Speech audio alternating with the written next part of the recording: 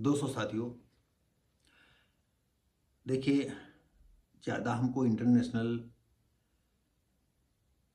देशों के विषय में नहीं मालूम है, लेकिन जैसा कि सोशल मीडिया पर चलता रहता है, पेपर में आता रहता है कि मोदी जब से प्रधानमंत्री बने, तब से विदेशों में भारत के लोगों का बड़ा सम्मान बढ़ गया है।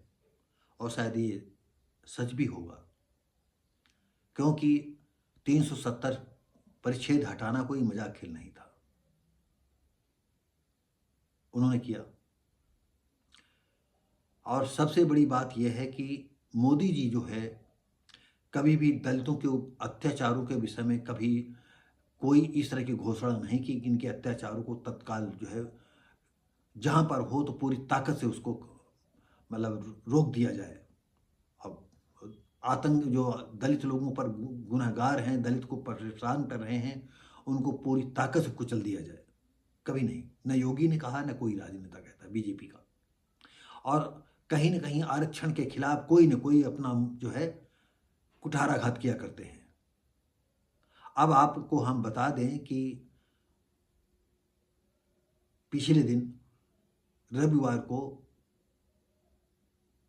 देश के प्राइम मिनिस्टर यानी प्रधानमंत्री नागपुर का दौरा किया और वहां पर राष्ट्रीय स्वयं संघ के पहले संस्थापक की समाधि पर जाएंगे। और सबसे बड़ी बात यह है कि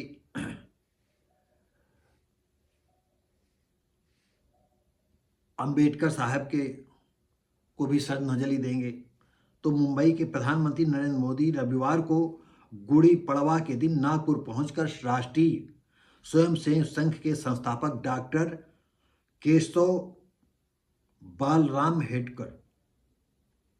हेडगेवार और माधव सदाशिव गोलवलकर की समाधि पर श्रद्धांजलि देने, क्योंकि दोनों आज हमारे बीच में नहीं है। और जब नागपुर जा रहे हैं, वहीं पर समाधियां हैं, तो स्वाभाविक है राष्ट्रीय स्वयंसेवक संघ की समाधि तक जाना और वहां फूल अर्पित करना।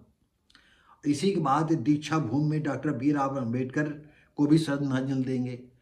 तो हम PM मोदी को इस वीडियो के माध्यम से कहना चाहता है, इस श्रद्धांजलि क्यों ये दिखावा करते हो?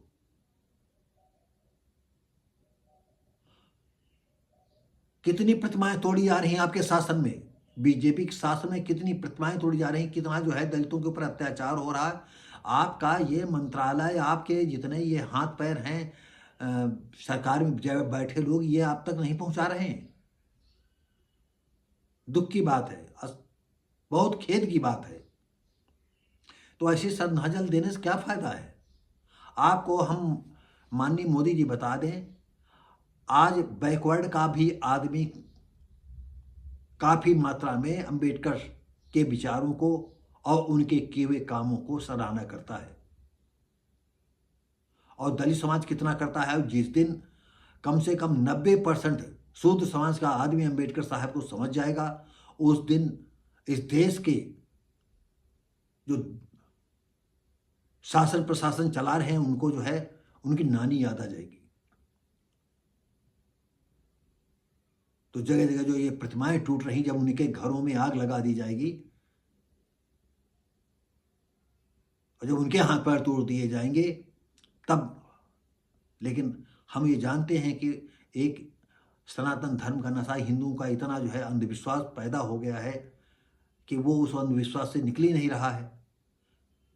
सारी व्यवस्थाएं सवर्णों के पास हैं। हर गांव गली कूचों में अंधविश्वास वाली कहानियां, घटनाएं, भागवत की लीला, विजय लीला, वो लीला सब हो रहा है। और मुसलमान हमारे भाई लोग जो हैं, उनको जो काम करना वो करेंगे। उनको जो करना है इस्लामी तौर तरीके वाला काम, वो उनको करना है। तुमको दिखावा करना है, तुमको नौटंकी करनी है, तुमको एक सूत्र में नहीं बांधना है। न तुमको इनके आरक्षण की जरूरत है, आरक्षण तो कहीं हो ही नहीं रहा है।